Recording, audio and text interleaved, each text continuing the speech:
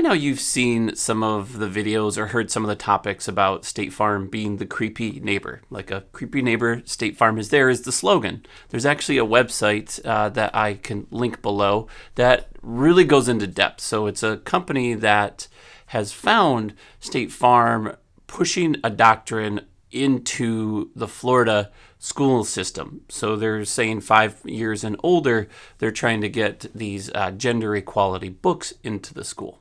And State Farm saw that as something that they wanted to get on board. Now, because this is in the industry and the exact topics that I talk about, I am going to discuss this, and I do get and don't get a lot of things in this. So I read a few articles. There's actually a letter that was passed out to collect a few agents that are willing to be part of this program. So they're partnering with a company called the GenderCool project. It's essentially 5 books that teaches gender. It's a storytelling book, and if you read through it, it's about how a kid feels that they're supposed to draw or supposed to enact or supposed to react to certain types of people, so male, female. And in this case, they don't feel comfortable and they don't understand. And now these books are supposed to help them understand that maybe they don't have that same gender and maybe they are transgender or whatever the case is, right? So there's a lot of data there, and State Farm is getting a ton of backlash. They're losing customers because of this connection.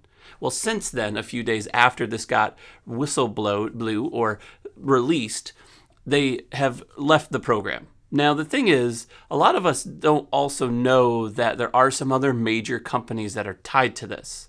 It's not just State Farm. It's a ton of these companies, LGBTQ, whatever the case is, the plus and the different genders. Each person has their own part of them, right? They're choosing what they are or what they were born and how they feel or chemical, whatever the case is, right? I'm not an expert there.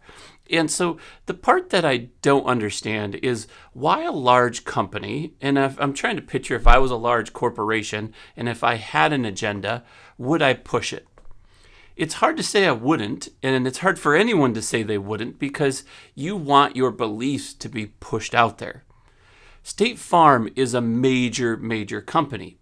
There's not just one person that runs the show. So my question is this a collective piece for State Farm?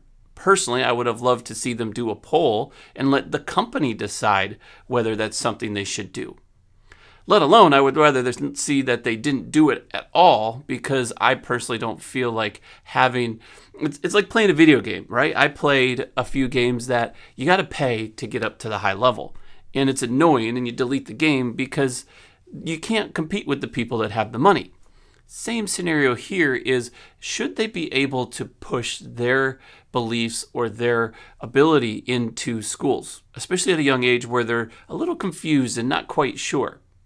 Should it be something that more teachers should be recognized with and realize that maybe the child is struggling in that area, and then let the parents decide what to do with it? That's my personal opinion, what I would like to see. But then again, as a teacher, would you want to have that pressed on you to where now you're responsible, or at least being given some more responsibility to keep an eye on that type of thing? Is it common enough to see happen? Or is this something that we're just blowing out of proportion and it's just something that we shouldn't be focused on? Once again, this is becoming a trend with State Farm. The great thing about them is they are trying to be part of the community, and they are trying to be ahead of the trend. They were actually one of the companies that hired more women than men more often than other companies. So that was super powerful.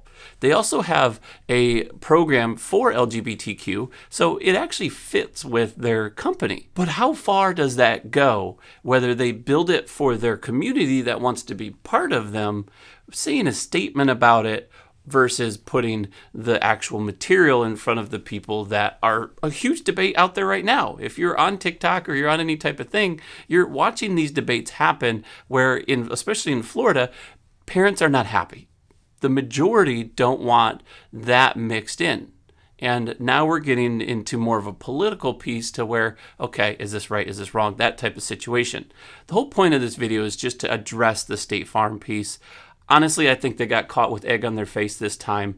I stood up for the one with where they're getting sued for being discriminatory. I don't believe they intentionally were. At least it didn't seem like it in the video that I did before. But this one seems a little bit out there. This might seem a little bit too far of a step. Let me know what your thoughts are. Is this something that is okay, that it's a smart move that they pulled back from the program, or should have they stuck with their guns and just said, this is who we are, put that line in the sand and move forward? Honestly, I think if they did, they would have lost a ton of business in an economy where they're already losing a ton of money because of the loss ratio going up so high.